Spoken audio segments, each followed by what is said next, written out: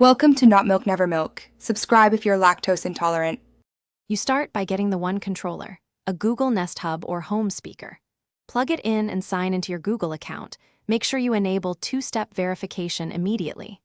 Once done, connect the device to your home Wi-Fi network and confirm SSID and admin password are correct. You need a stable 2.4/5 GHz signal because many devices prefer one band. Write down network details. This primes everything so you can add devices without repeated accounts. You now open the Google Home app and add each smart device step by step. Tap plus, choose Setup Device, then follow device-specific prompts or select Works with Google for third-party links. Make sure you assign each device to a room.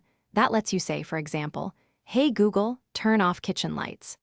Once devices are in rooms, standardize friendly names so voice recognition is consistent. Also link services like Spotify or Nest accounts to avoid later permission loops. You finish by building routines.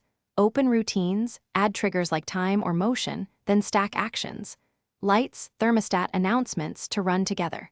Once created, test each routine and individual voice commands so you catch timing or order issues. Adjust delays when devices respond slowly.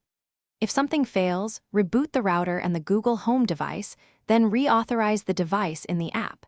As a last resort factory, reset the problem device. This sequence ensures a reliable, fully automated Google Smart Home. Thanks for watching. If this was helpful, leave a like and consider subscribing. See you next time.